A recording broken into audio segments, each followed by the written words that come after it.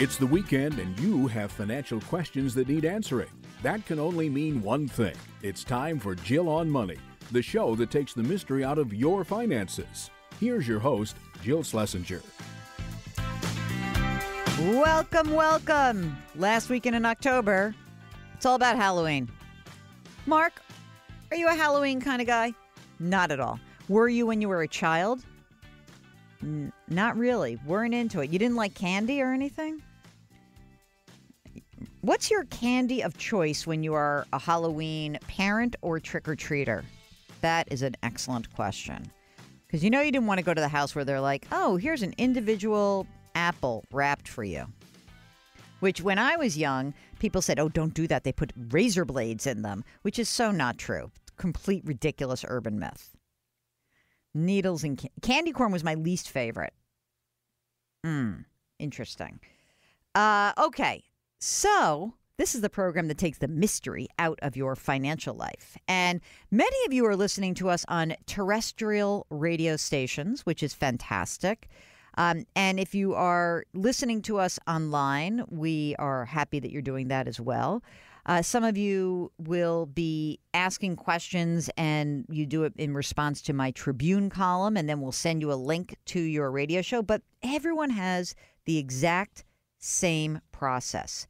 If you have a financial question, all you have to do is email us. Ask Jill at jillonmoney.com.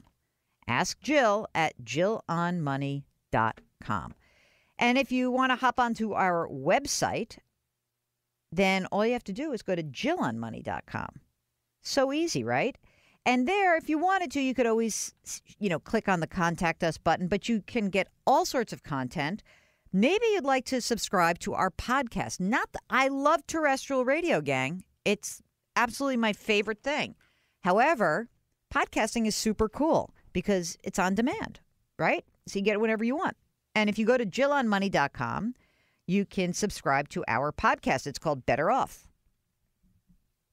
Or you can go to Apple or Stitcher or radio.com or Google Play, anywhere else you find your favorite podcast. You can just search for Better Off. Okay, so now that's enough business for now. Did you want to know my favorite candy?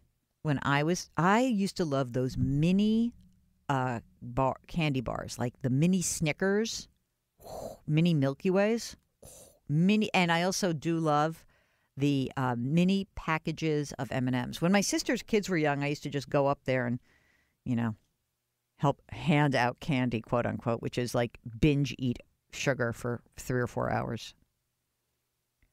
Mini peanut butter cup. Mark, a peanut butter lover. All right, let's go take a question here. This is Ben, who's on from Houston. Hello, Ben. What can I do for you? Hi, Jill. Good to hear from you. And I've been an avid listener for you for a long time now. Excellent. Thank you so much. What's going on? So I have some investments, and I don't know if I am going in the right direction, and I sincerely wanted your advice on this. I would be delighted to help you out. First of all, how old are you? I am 47. Well, you sound much younger, truly. Thank you. Are you married or single? Married with 2 kids, one in high school, one in middle school. High school and middle school. Okay. And does your spouse work or stay home? She works. She is in technical consulting. Oh, all right. Okay. And how are you doing right now? Just tell me how much are you making? Are things going well? What are you doing for retirement and kids? Give me the basic thumbnail. Okay. So I'm making around 150s, and I put in 401k. So let me start with the easy investment that I have. So okay. I have a sum of money that I invested in Vanguard, and that is around 14k. That's doing pretty well, and it earns about 10.5% to 11%. Okay. And it was 100% in stocks, and I was a little bit of a risk taker till now. I don't know why, but I changed my mind and I switched over to 80-20. So 80%. That's fine. 20%. Can I just say one thing about that? So Sure. this is a Vanguard. Is this a retirement account right now at Vanguard? No. Okay. No. It's a non-retirement mutual account. fund. Yes. Okay. So the reason why I think it's funny when people say they're 100% stocks, statistically, if you're 80-20, you're not going to lose that much of the upside, but you are going to cushion yourself a little bit against the downside. So I think that that's fair enough move. 80-20, no problem. What else do you have? Okay, so through my employer, I have another set of investments in T. Rowe Price, and that is, so I have a 401k with T. Rowe Price, and that's about $250K, and that is 100% stock. Oh, for God's sakes! You can't. What are you? You really are. You're tempting fate. Okay, keep going. Okay, so then I have an IRA also with T. Rowe Price, and that's about 10K. That's also in stocks. I have personal investments, non-retirement accounts with T. Rowe Price. That's around 35K, 100% stocks again. Do you know how to buy a bond? You don't know how to buy Yes. a bond. I'm totally kidding you. Okay, let's go. And I have college savings for my kids, and that's around 48K. Okay. When you said you make 150 grand a year, you and your wife together, or you and then she is on top of that? She's on top of that. Okay. How much does she earn? She earns about, at a minimum, she earns about 30K. Sometimes it goes up, sometimes it comes down. Okay. It's all because of the consulting business. Yeah. But, all right. Yep. So your cash flow is good. Do you have any debt that's outstanding, or do you? Let's start with this. You own your home? Yes, I do. Okay. How much is the house worth? House is worth around 500K. And what's the mortgage that remains? Mortgage remains, principal that remains is around 320. What's the interest rate on the mortgage? Can't remember. I had a 5-year arm, and that was pretty low. I think 3.5. And you haven't fixed it? Like, what are you going to do when the 5-year arm is up? That's my. I had a plan that is to switch to a 15-year mortgage and pay aggressively down towards the principal and be done in like 15 years or less. I don't know if I like that plan, but we're going to go for that. Hold on a second. Okay. Before any other debt besides the mortgage? Nope. Any just plain old money in the bank, safe emergency reserve? Absolutely. How much? Around 10K. Okay. So right now, we got like a lot of money in the stocks. Okay. Here's what I want to do. I want to go take a break, and when we come back, I want to start with what we're going to do with the mortgage, and then go on to other issues around retirement, juggling retirement and education. I think that's our best game plan. So hang on the line, Ben from Houston, and when we return, we're going to work through this. You know what I'm going to tell him? I'm going to tell him to put a little bit of money in some bonds. Come on now. You're listening to Jill on Money. If you've got a question like Ben, why don't you give us a holler? Just send us an email, askjill@jillonmoney.com. More of your great questions and more with Ben when we return. We'll be right back.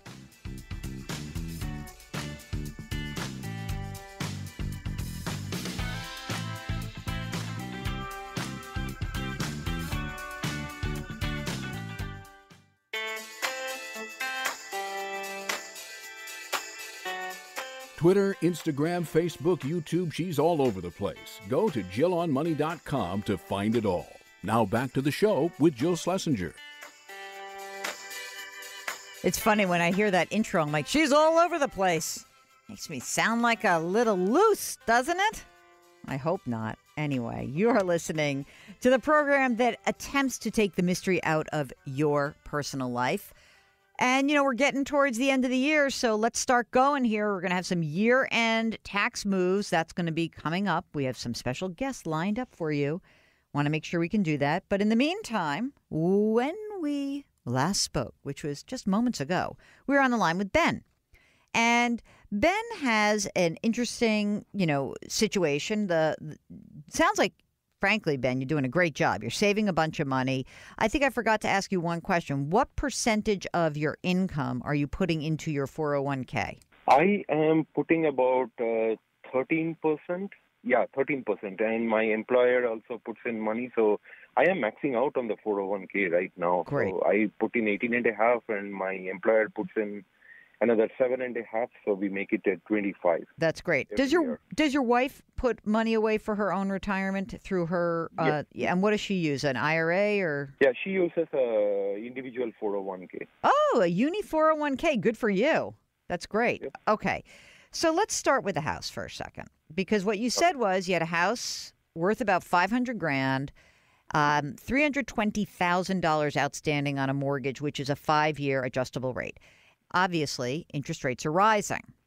And so now you have to make a decision, and that decision is when to actually lock it down.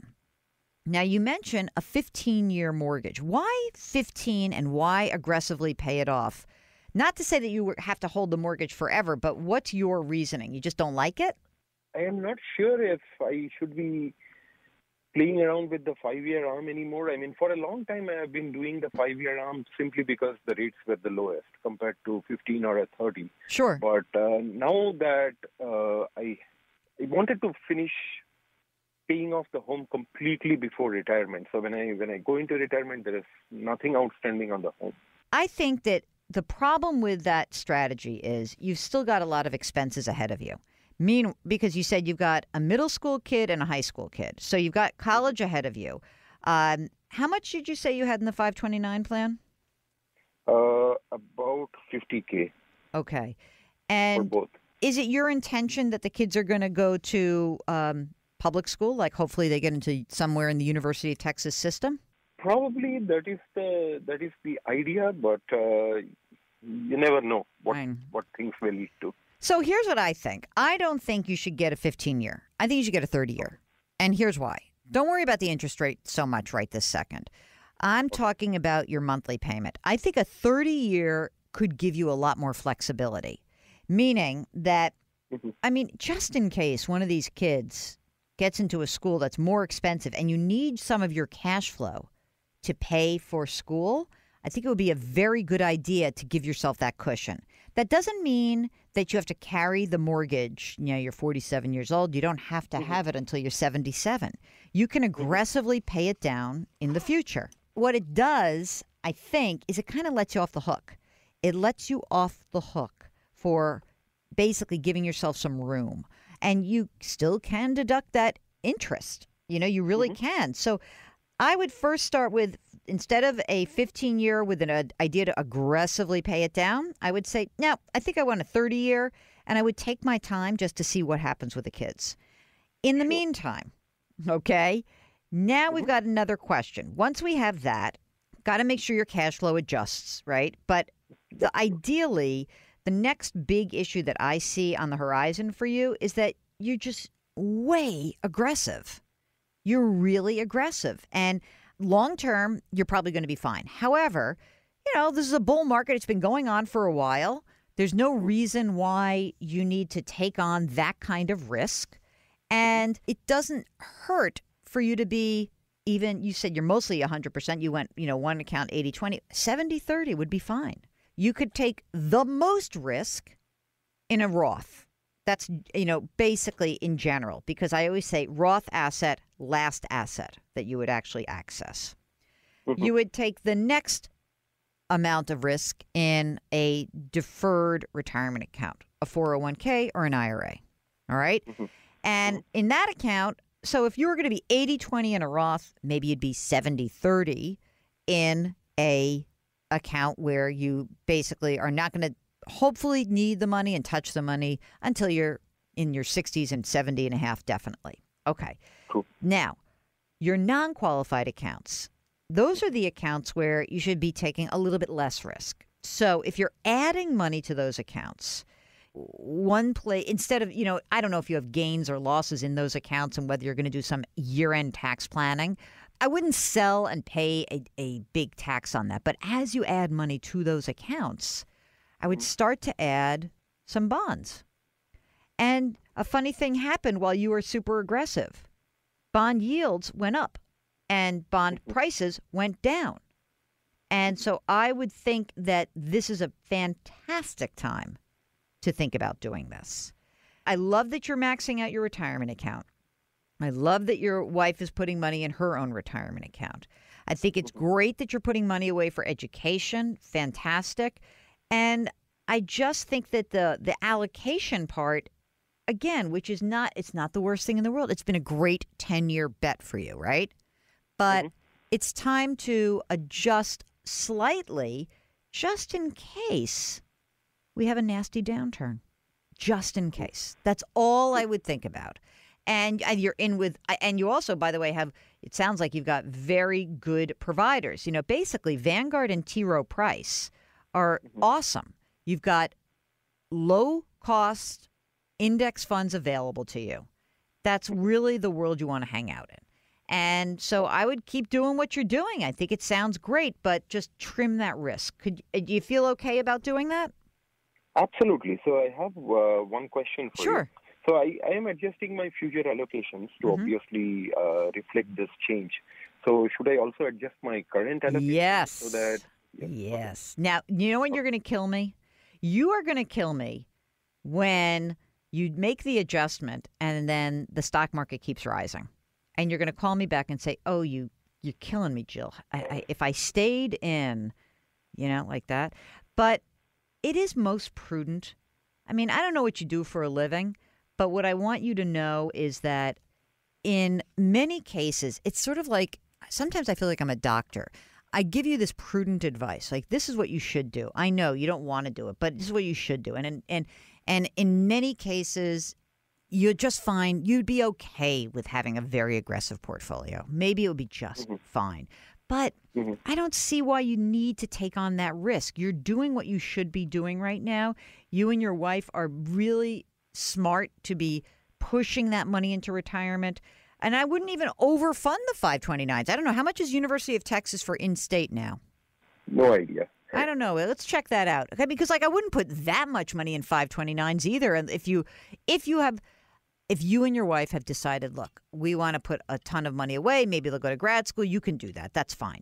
But I mean, it's a great way to save money for college and great for the, long-term tax-wise. But, if you want to build up your non-retirement assets at the same time and sort of say, for every dollar that comes in, I would take some money and put into retirement, some 529 and some into my non-qualified, that's a good game plan for me. And you're maxing. And that's what you should be doing. So last but not least, please do your estate planning. I hope you've got that done. I'm sure you have. And I wish you the best of luck. What a fun question for us to field because, Mark, it's easier when they're in good shape. Let's be honest. And Ben and his wife, they're in good shape. It's not just that I want to talk to people who have lots of money. I just this is a diligent approach to finances. And that's what the family of Ben is doing. So thank you so much for calling. If you have a question, we'd love to hear from you. Want to hear your voice, as my mother likes to say. Ask Jill at JillOnMoney.com. Send us your questions. And hey, Mark, you know what I forgot to say? We're live from the Capital One Bank Studios here in New York. I'll say it again just for the heck of it. Live from the Capital One Bank Studios in New York. All right, we'll be right back.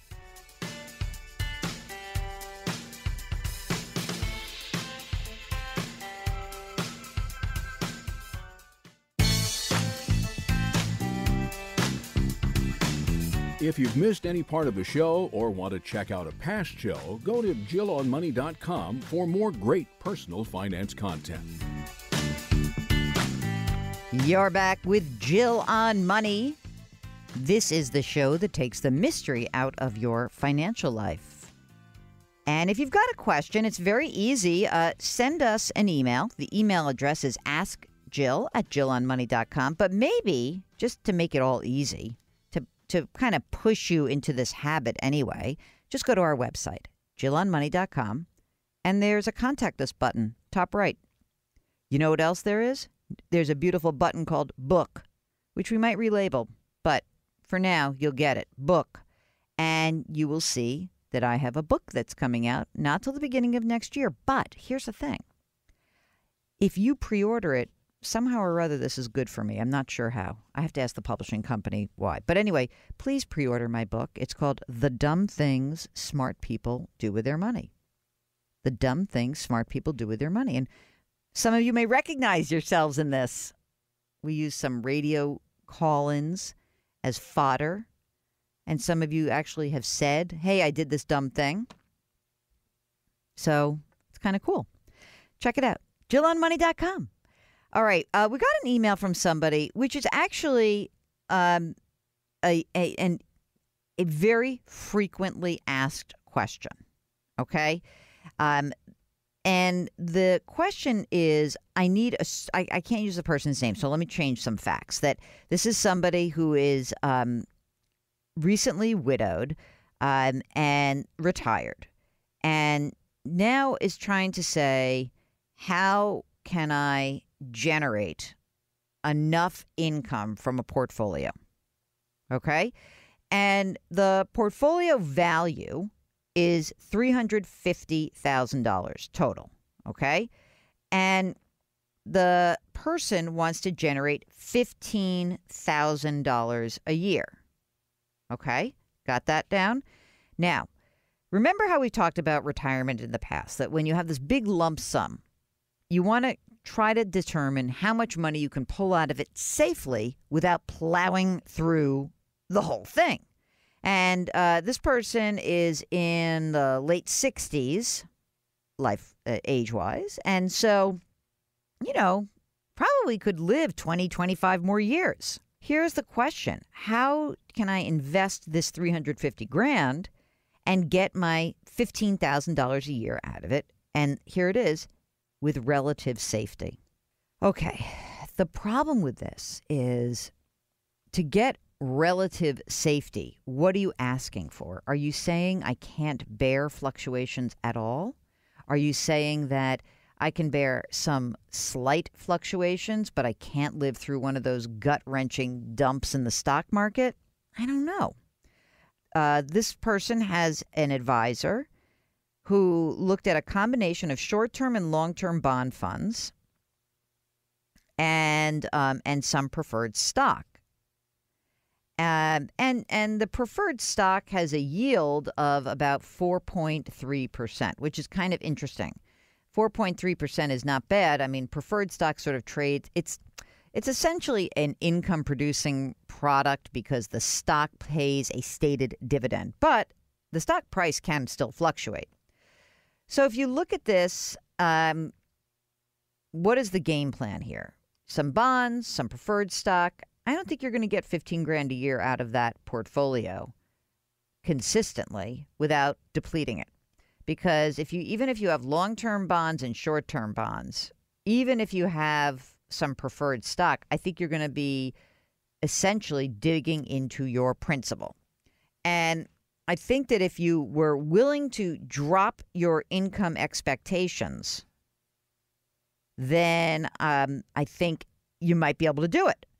But I mean, I'm thinking more like $10,000 a year on $350. That would make it seem more reasonable to me. All of this being said, when people say I want relative safety, you really have to define what you mean. Okay? You really have to define that for yourself.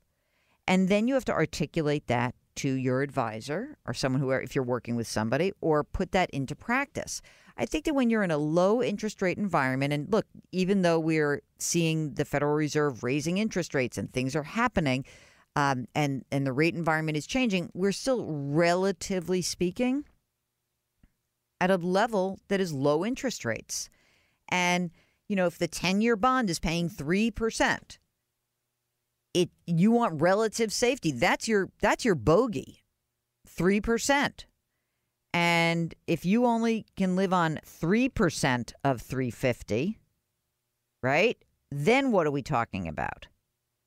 Then we're talking about like $10,000. So I think that 10 is probably the number you would have to feel comfortable with on an annual basis if you want relative safety. All right, let's do this one also. This is, can I use this name? Let's see. I've got, I'm going to use this name. Milt is a transportation infrastructure electrician. The union hasn't had a contract in 12 years. A week ago or so, we passed a new contract. It's in the process of being ratified. I'll jump from a base rate of $67,000 a year to $96,000 a year with retro pay. On top of that, I need some help on reducing the tax load. The problem is we won't know exactly when all this money will come in. The retro will be coming in as installments starting no later than December 31st. I have a 457 plan. I stopped contributing this year because I'm going through an amicable divorce. Even still, legal fees wiped out my emergency reserve, child care, blah, blah, blah, all this stuff. I'm already in, let's see. I can preemptively maximize my contribution to deferred comp, but it may take 3 pay periods to process. I'm already in pay period 17 of 26, so I can't do that and cover my living expenses. Any advice would be welcome. Mark, what do you think about this 457? Well, if you've got, listen, you can either pay into this 457 and reduce your taxable liability or not. Only you know that whether or not you can even defer some of it. I would still say that you're probably not so bad off, given your deductions and alimony and this, that, and the other thing, just paying the taxes on this. And then next year, when things are settled up, then start using the 457 plan. And if you have any ability to use a Roth, you may want to consider that as well. Thanks for writing. Don't freak out about taxes right now, gang. It's just that tax rates are so low, you don't need to go there.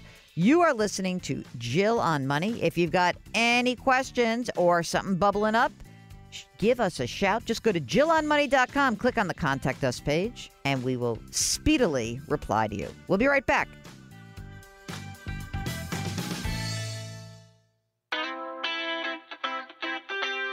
If you've missed any part of the show or want to check out a past show, go to JillOnMoney.com for more great personal finance content. You're back with Jill on Money.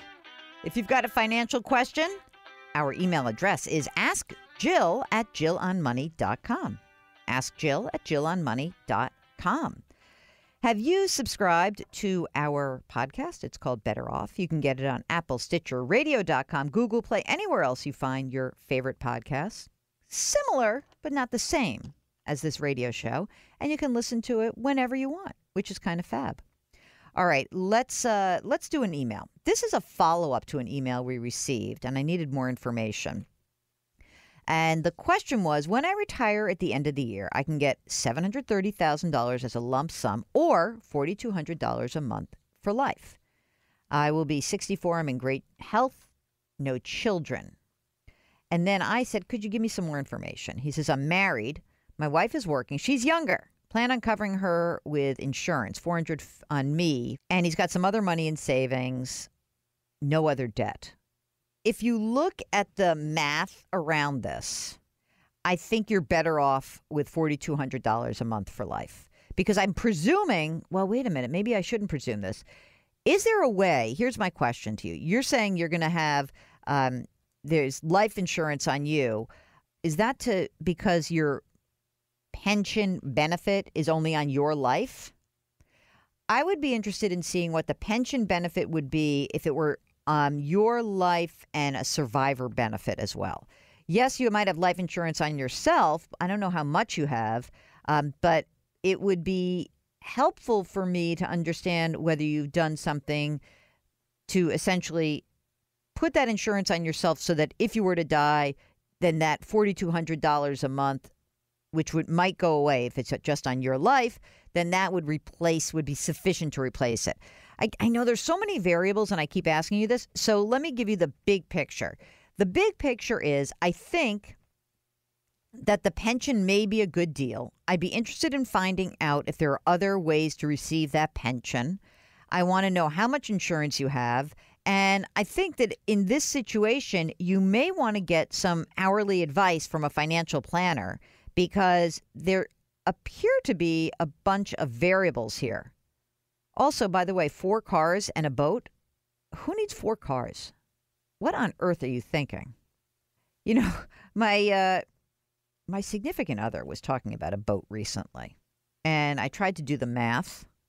I was like, are you kidding me?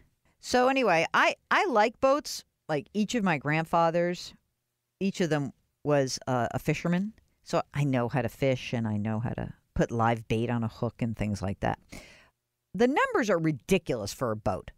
In terms of like what it would mean, like you're better off renting a boat for like the 5 best days of the year than owning a boat. Anyway, what does BOAT stand for, Mark? Bust out another 1,000. I love that. There's lots of great, fantastic, fun things that we can do about boats. Okay, anyway, that's my follow-up to you. Here's a question. This is from Andrea, who from April 2015 to July 2016 was freelancing as a graphic designer, primarily as a way to stay home so I could deal with working through some health issues. Okay. Anyway, she's got some anxiety around timekeeping and invoicing. It's not so good if you want to be a freelancer if you've got anxiety around those things. Anyway, since then, since mid-2016, I've been working full-time at a company. I love it. I don't have to deal with any of those problems anymore. The issue I'm facing is that I have a large outstanding invoice from 2+ years ago that I never sent one of my clients. I could use that money to wipe out credit card debt. Haven't gone more than a day without thinking about this. Do you think it's possible for me to get a 2-year-old invoice sent in and paid at this point? Sure. If it's still worth a try, which yes, it is, absolutely. Is there a protocol I need to follow? Sure. You send out here's what you do. You send out a bill and you say, there was an oversight and unfortunately we neglected to bill you. Here's your bill. You know, we've waived any interest on this because this was our fault. And we expect payment at blah, blah, blah. Anyway, if I do get paid, what would the tax implications be? You would have to declare that you got this income. And so you would just... you didn't bill it, so it's not due to you. If so, you get paid. You just say, "I got this this income," and you absolutely tell the IRS that you got this. You get it for this year because you haven't. It was never billed, so the work was completed in 2016, but it wasn't paid for till now. So now, even if you're not a freelancer today, it doesn't matter. So 2018, you got this money. And make sure you withhold some portion of it because you're going to have to pay tax on it. And that's it. I think that would be my just one step at a time. Okay? Don't freak yourself out. It's okay. You're going to be okay from this. Really. It's going to be, you really are. And when, everyone, we make weird mistakes and when we are working for ourselves, there are oversights. This happens all the time. You're not the only person to have these issues. Whoever you are, whatever you're thinking, I promise you, I've heard it all. I've heard it all. So don't be embarrassed. It's okay. Let's just deal with it. And in dealing with it, we get your money, we straighten out your books, you get rid of this credit card debt. It's all good. Okay? All right. You are listening to Jill on Money. If you've got a financial question, an investment question, a tax question, just give us a shout. Send us an email. Ask Jill at jillonmoney.com. Now, during the break, go to the website, jillonmoney.com, and sign up for our free weekly newsletter. All right, we'll be right back.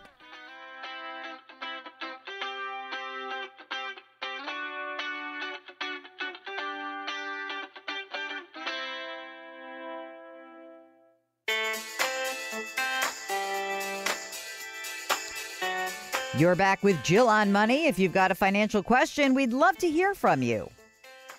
You just can go on our website. That's the easiest thing to do. Bookmark our website, jillonmoney.com. You can click on the Contact Us button, but you can also sign up for our free weekly newsletter. Hey, everyone who signed up for the free weekly newsletter, we had to send out this nonsense privacy policy. Like, I'm not using your stuff anyway, but can you just complete that so we can keep sending you the newsletter? Otherwise, we can't send it to you. As a legal annoyance. I wish I knew that before. I forgot. I mean, we did know it. It's just that hopefully we're not selling your info. That's the most important thing. Here's a question that is asking, I guess, John. Why does the process to sell inherited individual stocks seem like it's out of the dark ages? I don't know what you mean. Do you mean stock certificates? Do you mean DRIP programs, dividend reinvestment programs? The process of doing anything after death is a pain in the neck. So you can maybe pay a broker to do it and pay they'll charge you a commission or something. But really, it's not that hard. I think you should try to do it yourself and save the money. My 2 cents. Greetings. I have a question for my neighbor. This is Bill who's writing. A young man is going to inherit a 400-acre farm, and it might be worth $8,000 an acre. How can he get a better income stream from this asset other than renting it out? How can he get some good benefit from this windfall? He makes about $38,000 as a teacher. He's not inheriting any barns or equipment, just open, good ground. I don't know if he'll have to pay quite a lot of inheritance tax or not. Thoughts? I don't know what to do with a farm. You're asking the wrong gal, Miss New York over here. But what I would say is if you're inheriting a 400-acre farm and the estate was worth less than about $11 million or $22 million if it's if a married couple, then there shouldn't be any inheritance tax. I don't know what to do. I mean, I would presume that you should talk to realtors and discuss the situation. Otherwise, maybe even, if you can't really create an income stream, maybe just sell it. There would not be a big capital gains because it's based on the date of death valuation, and you get $3.2 million. I don't know. That seems pretty good to me. Anyway, good luck. Maybe your friend can give us a holler and we can help out. All right. When we return, we're going to have a great interview and answer more of your questions. It's JillOnMoney.com. Hang on. We'll be right back.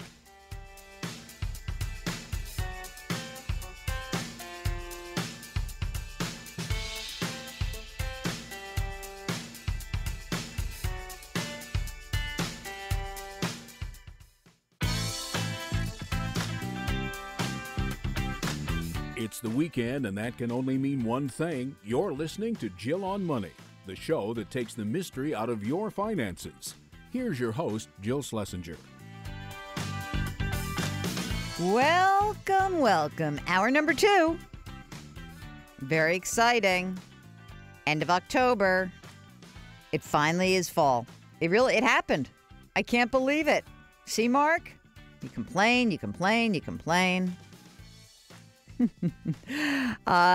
We've run a few interviews with people who were around during the heart and soul of the financial crisis. Remember, it's 10 years since then, right?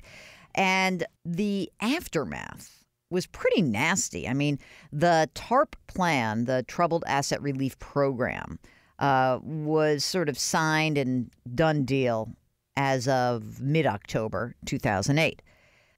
It was also coming into the end of the year where the Treasury was authorizing loans to GM and Chrysler from the TARP account. And there was just a lot going on, not the least of which was somebody had to oversee this program.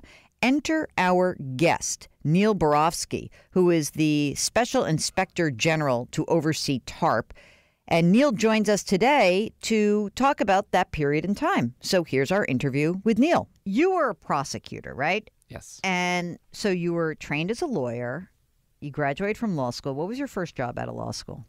I was an associate at a big law firm here in New York City, basically one of those big, giant, sprawling corporate law firms where I did actually a lot of work in music licensing. But really? Yeah, but I realized that what I really wanted to do, like why I went to law school, was to be a federal prosecutor. That was sort of my goal, cops and robbers, that type of thing. And when I realized that my career path wasn't really headed in that direction, I ended up changing jobs pretty quickly to go to a law firm that did criminal law defense, and that was a feeder firm into the U.S. Attorney's Office for the Southern District of New York in Manhattan, with the idea that I do my time, work for those guys. They would support an application, and ultimately in 2000, I got my dream job. And so that was with Morvillo. That's where you were, right? Yes, previously. exactly. Okay. So what happens when you become a prosecutor? Like, you don't know. You were in a litigation firm, right? So you now know how a case works. But what happens when you go and work as a federal prosecutor? Who trains you? How do you know what to do? Well, one of the nice things about going to an office like the Southern District of New York, the U.S. Attorney's Office, is they kind of recognize that when you first come in, they're not giving you, for example, the investigation into Michael Cohen and those things. So you start with smaller cases that are less complex, and it's very much on-the-job training, but with a lot of training. And so now, look, these cases are incredibly important to the people who are involved. Obviously, the defendant. It is a life thing, as well as to the victims. But they're simpler, easier cases, so you sort of get the routine for it. And once you sort of get that confidence and that training, then you move on to the more complex cases. What was complicated that you started to work on that got your brain really moving? Well, I had a fun career. I always thought of myself as a white-collar guy. I did a lot of work defending white-collar defendants when I was an associate at a law firm. But I actually fell in love with doing international narcotics trafficking cases.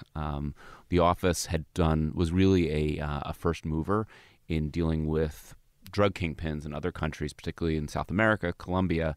And I fell in love with doing those cases. They were so much more complex than I thought. Doing investigations in other countries, working with other foreign law enforcement as well as U.S. law enforcement, putting them together. And that really became a passion of mine, which culminated ultimately in the indictment of the Revolutionary Armed Forces of Colombia, 50 of the leaders of the so-called FARC, in what was described at the time as the biggest drug case brought in U.S. history. So, wow. So it wasn't exactly the path that I anticipated, but I really love that work. Now it's 2008. You're doing these complicated drug cases. Explain what happens when you get this call, like, "Hey, Neil, come to my office." What is the actual time? Where were we? So it was in October of 2008, shortly after the bill passed that authorized the bank bailout. And in addition to doing the drug cases, I did securities fraud prosecutions. I tried the former executives of Refco, the commodities giant that collapsed a couple years earlier, and then also had started a mortgage fraud group.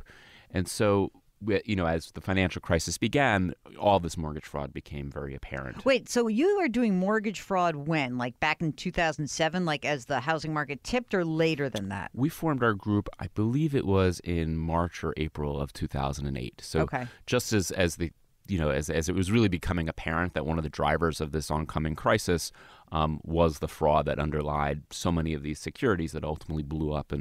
So you had some familiarity crisis. At least with like what was happening. Like, hey, this thing happened. You obviously are a student of the news as well. So you see the Bear Stearns thing blows up, and you see that now things are escalating, and you now come into the fall, and we've had the Lehman Brothers bankruptcy. We've had the AIG bailout. We've had the bank holding company thing, and then we have TARP.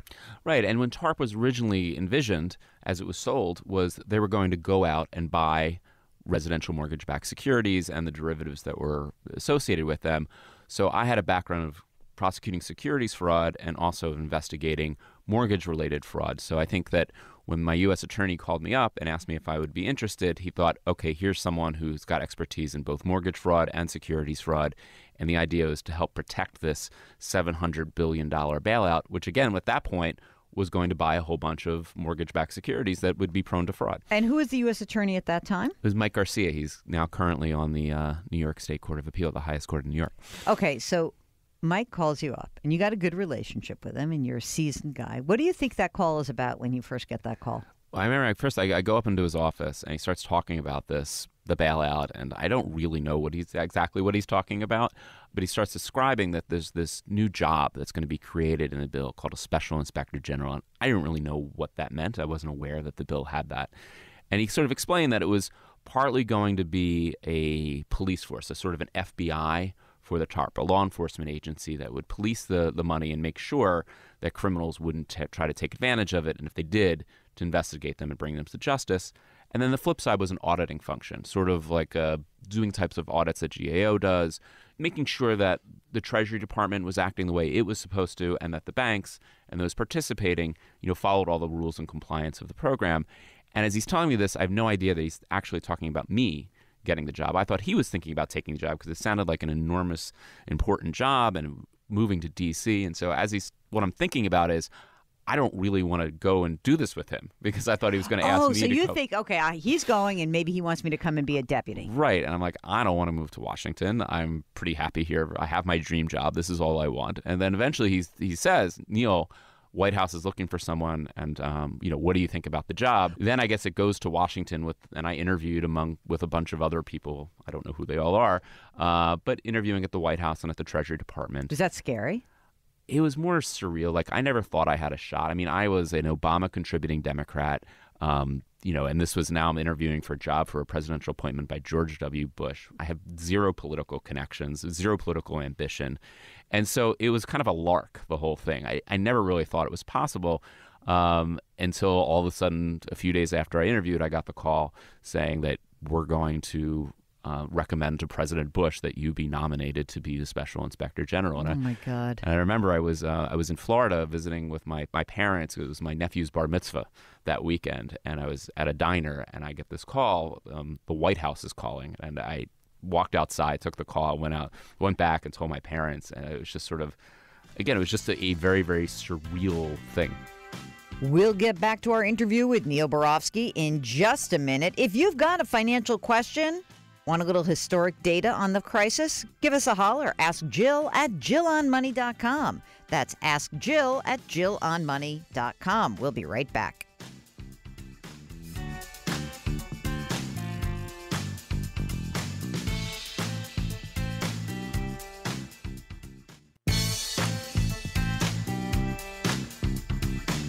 Back to Jill on Money, where Jill Schlesinger helps you take the mystery out of your finances. You're back. It's Jill on Money, and we're delighted that you are with us. We are broadcasting live from the Capital One Bank Studios here in New York. Capital One. What's in your wallet? I just like saying that. They didn't ask me to say it. It shows you how sometimes advertising really can work. Okay, it's 10 years since the Troubled Asset Relief Program, or TARP, was voted, just over 10 years, voted into law. And it might surprise you because I think most people think of that as, oh, that was just the bank bailout. But the original idea behind TARP is different than what actually happened. So here, with more on that, is our guest, Neil Barofsky. He was the SIG-TARP, the Special Inspector General overseeing TARP. The TARP, as it was originally conceived, we're going to buy up toxic assets from these big banks. We're going to take them off their balance sheets so they don't fail, right? Yes. Okay. What did it morph into? I think they quickly realized that wasn't perhaps the most well thought out plan. Nor would it be quick enough because the crisis was quickening very, very quickly in October, November. And they realized that the real problem was that these banks were going to fail because they didn't have enough equity. They didn't have enough capital. So, in other words, as these losses from their massive exposure they had to houses, right? Houses, and then the bonds that were made up of these houses, and then the derivatives, which were bets on how these houses were how these mortgages on these houses were performing. That there's just these massive losses and this complete lack of confidence as to whether the banks had enough capital to avoid bankruptcy. Because, of course, Economics 101, if any company runs out of capital, runs out of equity, then their liabilities are more than their assets and they go bankrupt. And that was the fear that was really gripping Washington and the world, was that these banks simply were undercapitalized. They had borrowed too much money. They had taken too much losses in these wild bets that they've made on mortgages and housing. And they realized that the United States government needed to take ownership interest, put their own money in sort of investing in a certain type of stock. It was preferred shares of stock in order to keep these financial institutions from failing. And so it really turned a lot of it into just buying stock in these companies to keep them from failing. Do you think, in retrospect, the TARP part of it, was that the smartest way to address the problems? I think given... it's sort of one of those things. It's like when you get to the point where you were when they made that decision, it was the best decision. Now, obviously, had they planned out better, had they foresaw this when the first indications that there were a problem, there may have been better paths. But I actually think right now you had an equity problem, right? You had companies where the market was fearing that they were going bankrupt. And look, I mean, a lot of it was, how do these institutions get so much leverage? How do they end up borrowing so much money and having so little invested? I mean, you look at Apple. I mean, how long would Apple last if they borrowed $50 for every dollar in equity that they had? I mean, they wouldn't last a week. But one of the reasons why these institutions were is there's this huge presumption that they would be bailed out eventually because they're so large and so interconnected, and it was so understood that the failure of any one could trigger a cataclysm. And so what happened, I think, when Lehman was allowed to fail, when the decision was made by Hank Paulson and Ben Bernanke and Timothy Geithner.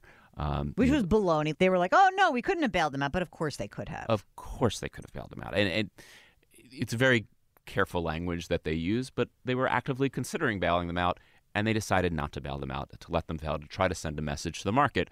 Of course, the message that the market received was, oh, my God, this presumption that we've had that these institutions will be bailed out is no longer valid, and pure panic that this presumption that really was the underpinning of our financial system might not be true. And so, of course, within 24 hours, this was recognized. AIG was bailed out, which it had to be, and then they had to get this money into the system. And so the reason why I think TARP was so effective is two parts, right? First of all, it just put the money in, right? I mean, and so, you don't go bankrupt if you have more capital.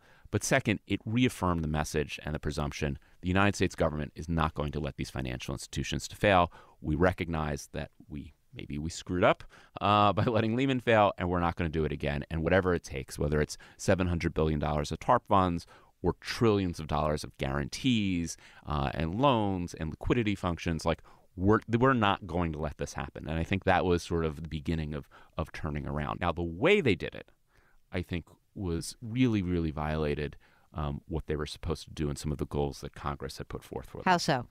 Well, when Congress passed this bill, and you may recall, it didn't go the first time. So they had to get it through Congress. And so they made some deals. And part of the deals is expressed in the bill itself of what its goals were going to be. Mm-hmm. And so there are really two primary goals that went beyond just saving the banks for the sake of saving the banks.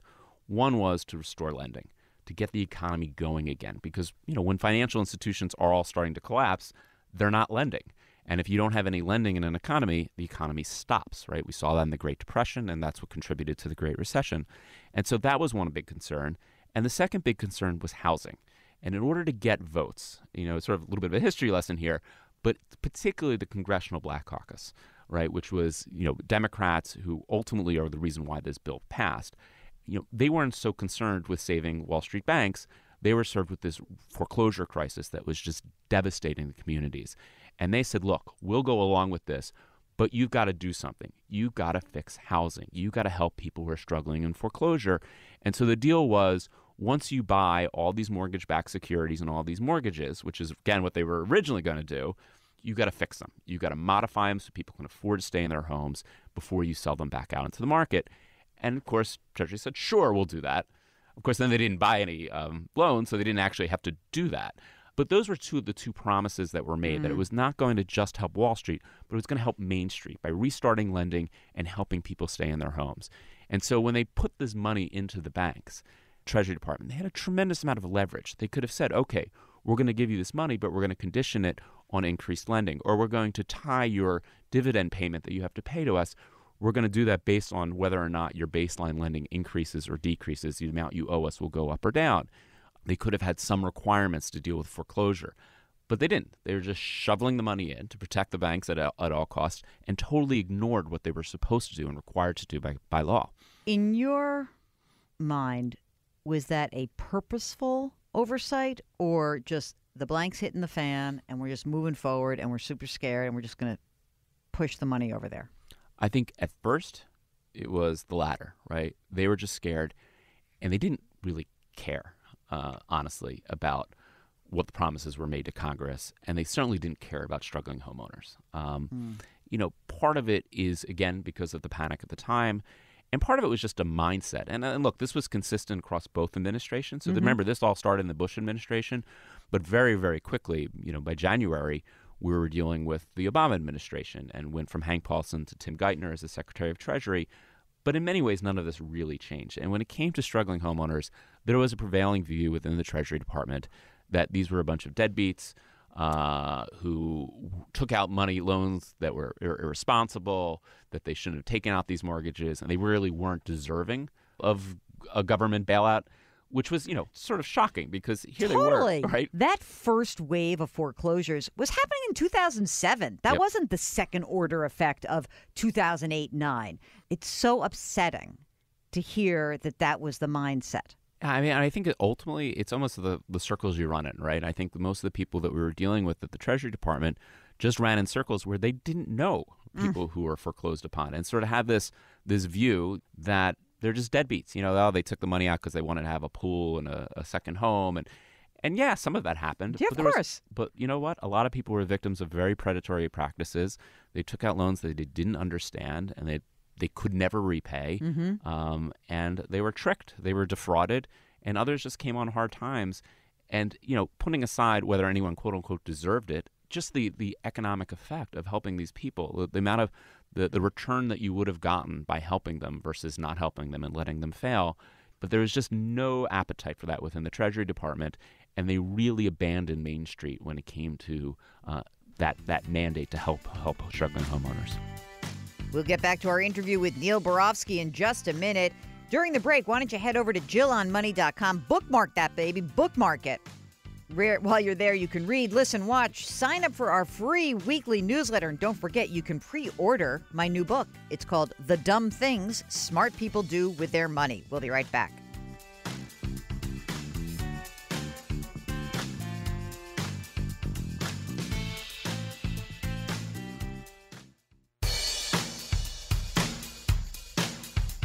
Do I invest here? Should I put my money there? Jill Schlesinger can help you. Back to Jill on Money. You're back with Jill on Money. This is the program that takes the mystery out of your financial life and maybe helps to demystify what actually happened during the financial crisis 10 years ago and what happened in the aftermath. A lot of times we forget, we kind of lob together a whole bunch of different things that happened in the crisis, but obviously, the TARP plan, the Troubled Asset Relief Program, that was conceived under one administration, President Bush. It was implemented then through the Obama administration, and there were always different players. Our guest, Neil Barofsky, who says he was a Democrat, he was a prosecutor in New York, he found that dealing with the Democratic administration could sometimes be pretty difficult. Shows you he's really not a political guy. He was very candid in our conversation about what happens when you butt up against somebody in an administration that's not exactly your biggest fan. Here's more of our interview with Neil Barofsky. I was struck by something you said and also something in the book that really, it was tough to deal with Geithner, who you encountered as sort of an obstructionist to what your role was as the overseer of as the Special Inspector General of TARP. Can you talk about that a little bit? Yeah, I mean, some people are just not prone to being overseen, I think, and certainly to be second guessed or to have their their sort of omniscient, all-knowing approach to be challenged. And I don't think Secretary Geithner ever really understood what the role of an inspector general was to be. A lot of times we would get these criticisms, well, you're a backseat driver, you're second-guessing our things. And I sort of had to explain to him, well, that's my job. It's actually my job to be a backseat driver, is to look at what you've done, to report on it, and give you recommendations on how to fix it, because we're all fallible. We all make mistakes. And in the heat of a crisis, mistakes are being made, and you're making mistakes. And, to the extent that you're listening to us, we can help you, and informing us, we can help you avoid those mistakes at the time. But they weren't really all that keen on providing us real-time information. Mm-hmm. And if you don't, our job is to go back and with these programs, which are ongoing running programs, to give you recommendations on how to fix them. And did they take those recommendations? Some of them they did. Many of them they did not. I think there was a real frustration towards transparency. Ultimately, the taxpayers were the ones who were funding this program. Right. They were the investors, if you will. And the investors have a right to know what's going on inside the program. And what we would hear repeatedly from Secretary Geithner and others was that people just couldn't understand it. It was all too complex. They weren't really interested. They would just make it political. And, our response was, yeah, but they still have a right to try to understand. Right. And, and there was such a thirst for understanding of what was going on. I mean, we were a little tiny federal agency that was just created, but there was such an interest. It was one of the things I talk about in the report. We set up a website and we threw our reports on the website, right? Because, again, we had to be transparent. And not too far in, I just asked my communications person, like, is anyone actually going to our website? We sort of did a little pool amongst ourselves, the senior leadership team, of how many hits we had. And I think I had the high water because I thought that we'd have 25,000 people maybe came to our website. And the number came out to be 50 million. People wanted to understand. And, what's part of what we tried to provide was that transparency. People wanted to know. Like, one of the first things I pushed for is, like, let's tell the American people what the banks are doing with their money. Right. Right. Let's tell them. Well, and ultimately Treasury flat out refused to do it. So I said, okay, well, I'm going to do it myself. I'm going to go ask the banks what they're doing with the money. So you had the power to go into the big financial holding companies that were part of this program and be able to say, so tell me what you're doing with your money. And did they have to tell you what they were doing, or could they be like, nah, we don't want to talk to you? They didn't have to. So ultimately what we did is we sent these letters out, even though Tim Geithner in the Treasury Department told us that, again, not exaggeration, that we were going to destroy the entire banking system as we knew it if we dared to go ask the banks, what are you doing with the money? Barofsky, you have got so much power. Yeah, right? I feel it coming out of you right now. But I will tell you, at the time when you hear that, and it's scary. I remember going to my deputy. I'm like, are we going to destroy the entire banking system by asking them? And he just sort of laughed and used a number of expletives. Of course not. Like, we're just this is our job. We have to do this. And so we did. And there were some financial institutions that did not respond until maybe the day before. And I think what we would do is we would remind them of what it would look like if, of the couple hundred institutions all responded and this one did not. And we identified that to Congress, perhaps the repercussions of that. So they didn't have to respond, but ultimately I think we had a 100% response rate. And, it didn't destroy the entire economy, but it did bring that level of transparency. And, of course, we found out that when you give money to a bunch of financial institutions with no strings attached and no incentives, they did just about everything with the money other than what was intended. In other words, they weren't lending it out. They weren't pushing it out to help revive the economy. They weren't helping to keep homeowners in their home. They were paying themselves out. They were buying other banks. They were paying off debt. Again, I'm not saying that these are terrible things to do. Right, it's not illegal. But when you have so much concentrated power and the demonstrated ability to wreck the entire economy, you can't just trust them. So talk a little bit more as time progressed. You demand more transparency. Talk a little bit about working with Congress and what that was like. So I am, maybe because I'm a masochist, but there's a few things I enjoyed more about my job than our interactions with Congress. Really? I testified, I think, 25 times between the different House and Senate committees. And, I mean, it really was the full range of what one would expect. I mean, there were political grandstanding members of Congress who didn't understand anything that we were doing and were just looking for the cheap headlines. But there was also a lot of really hardworking staffers and members of Congress who deeply, deeply cared about these issues and were successful in, I think, to the extent that we had success in improving some of these programs. And perhaps our bigger successes is preventing worse things. I mean, really potential programs that were just been riddled with fraud and huge losses. It was because of Congress and the pressure that Congress put on the Treasury Department and the White House. That's the reason why we were able to do what we did. And, I found it frustrating and beguiling and wonderful, all those interactions, because they're such characters. I mean, I think, you put aside the political leanings and what you think, but spending a half an hour with Barney Frank or Darrell Issa or Chuck Grassley, I mean, these are fascinating human beings. So, I mean, we did have support on both sides of the aisle.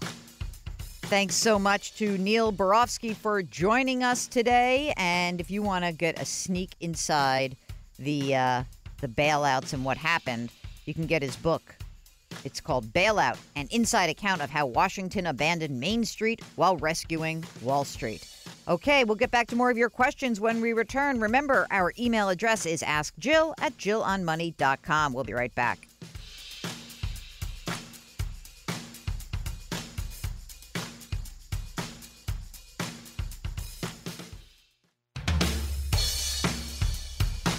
Have a finance question? There are many ways to reach the show. You can call anytime at 855-411-JILL, send an email to askjill@jillonmoney.com, or tweet a question on Twitter using the handle @JillOnMoney.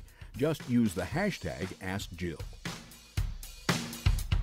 You're back with Jill on Money. I'm just going to say it. I know we already said it at the top of the show, but we are live from the Capital One Bank Studios. See, Mark? I do my job. I did ask for a banner. They're trying to see if they can procure one. Yeah. Okay, let's drill through a bunch of questions. I just want to see where we are. We're still catching up, but I'm going to rock and roll. I'm hopeful that we can. Are we ever going to get current, Mark? I don't know. He says we always want a backlog. We for a while we're about 2 months behind, but now we're running about a month behind. Is that right? That's about right. Yeah. All right, Zach moved to New York, let's see, recently, and he's 22, he's single. He sold his car, he rents. His net worth is, get this, a few $100,000. 22. Yeah, Mark says he's definitely in finance. Anyway, what kind of insurance do I need based on my circumstances? I don't really have any particular possessions in my apartment that I can't self-insure, but should I get renter's insurance for liability coverage? Would it be worthwhile to have a standalone umbrella liability policy? Any other insurance you would recommend considering? Yeah, I mean, I always think, why not? It's really cheap to get renter's insurance. And you know what you should do? Go to our friends over at Policy Genius, okay? The policygenius.com. They've got renter's insurance. You pop your zip code in there. Where do you think this guy lives? I bet he lives in your zip code. What's your zip code, Mark? Okay, put it in. I'm just getting a quote just for the heck of it. Oh, no. I don't know. I'm not going to be able to do this here. It's too much. But, it's going to be a few $100 at the most. And you can get an umbrella policy as part of that. But I just think it is best practice. You probably have more stuff in your apartment than you imagine. For example, if there were a fire in your building and all your clothes and your possessions burned up, you'd have to go buy stuff. So that would be expensive, right? Yeah, I am surprised. Mark says he's surprised you're not required to have it. But maybe as a renter you're not, but in certain places. I don't know. Anyway, I would say that's it on the insurance. It's just not a lot of money, and it's best practice for you. Okay? I love this. This is like the 20-something segment, Mark. Kara's 27 years old, and so she says I've recently decided to educate myself in personal finance, something I've long been intimidated by. I've been listening to your podcast every day. She's been catching up. I love your show. I'd appreciate your insight about how my husband and I should be investing our money. We've got combined gross income of $205,000 a year. We both contribute to a traditional 401k. I make $130,000 and I contribute 10% to a 401k. My husband's 75. He contributes 5%. Neither of us are maxing out our 401ks. We've got $127,000 saved in CDs, and she's got a Roth IRA, about $3,400. We bought a house, which is great. It's valued at $395,000. They've got $290,000 remaining on their mortgage, 3.625% interest rate. I don't think CDs are a great way to invest our money, so I'd like some guidance on how we should be investing moving forward. I thought it would be a good idea for us to open a Roth IRA, but we're over the income limit. I don't fully understand that adjustable gross income limit. We also have the option of a Roth 401k at our respective jobs. Should we be taking advantage of the Roth 401k or leaving our money in the traditional 401k? We're planning to have children in the next couple of years. My goal would be to work part-time so I could be home with the kids. I don't know if it's financially feasible, but I would like to save enough money to achieve this goal. Okay, here's the thing. The limit for the Roth IRA phase out, if you're married for this year, it starts phasing out at $189,000 up to $199,000. The way you look at your adjusted gross income, look at the bottom right-hand corner of the first page of your tax return. It's sort of after those adjustments. So if you guys make $205,000 a year, you would subtract whatever you're putting into those retirement accounts to see whether or not you hit the limit. But that's actually moot because forget about it. What you should be doing is absolutely both taking advantage of the Roth 401k. So don't do anything with the money that's already in the traditional 401k. Leave that alone. For all of your new contributions, it should all go into the Roth 401k. And you should be saving more money in there if you can afford it. I bet you can because you've got a bunch of money in savings. If you're going to have children in the next couple of years, I'm not sure that it makes a ton of sense for you to start invading the CDs and doing much with it. But I'll tell you what I would do. I would crank up your contributions. Both of you should be maxing out. Maxing out $18,500 a year. And so one way that you can actually do that if your cash flow is tight is use some of the money from the CDs to live your life while you're contributing to your Roth 401k. And then even if you whittled it down, if you spent some of that money on living expenses, it would still be a good game plan. And I think that you're going to use those CD assets, the money that's in those CDs, you'll use that when you work part-time. And so the big takeaway here is use a Roth 401k, start maxing it out, both of you. And if you're running short on your cash flow, use some of the money that's in CDs right now to make up the difference. Okay? I think that'll do it for you. Good luck. You are the best because you've hung in there. It's yet another exciting day here at the Jill on Money Show, and we want you to stay around. How do we, what's the tease I can use? More great conversation and your questions coming up. So hang out and go to the website, JillOnMoney.com. Sign up for our free newsletter while you're there. It's weekly. All right, we'll be right back.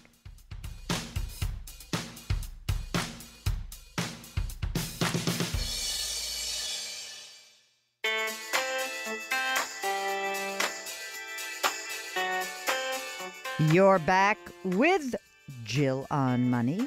If you have a financial question, gosh, we'd love to hear from you and try to help you out. I can't help everybody. You'll hear that. I mean, if I don't know the answer, I'll say, I don't know. But usually we can figure out how to get you in the right direction at the very least, right?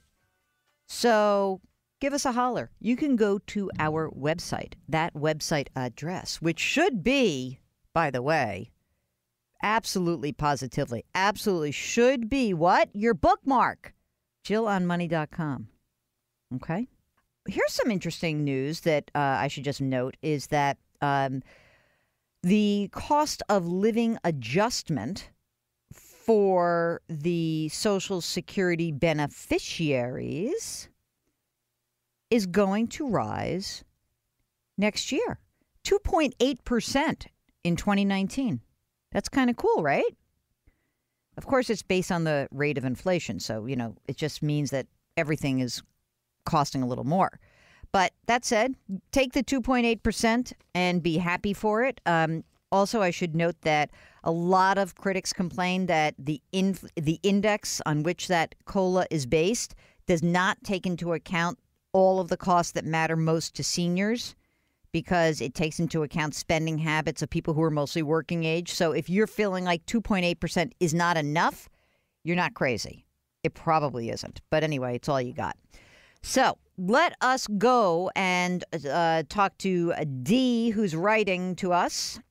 She or he, I don't know. Dee works for a national nonprofit, and it has cash flow challenges. They are planning to move our staff pension plan to an annuity. Will we still be guaranteed a set monthly payout from an annuity? You should be due a monthly payout, but with an annuity, chances are what you're also going to have is the option to take that annuity and get a monthly payment, or to take that annuity and just take a lump sum and move it into an IRA rollover. You have to wait to see what the plan is. They'll let you know. And when you get that information, be sure to give us a holler. Okay, that's it. That's the show. Thank you so much for listening. It's been our great pleasure. Remember, if you've got questions anytime during the week, just hop onto the website, JillOnMoney.com. Click on the Contact Us button, and we will be sure to help you out. Thanks so much for listening. See you next week.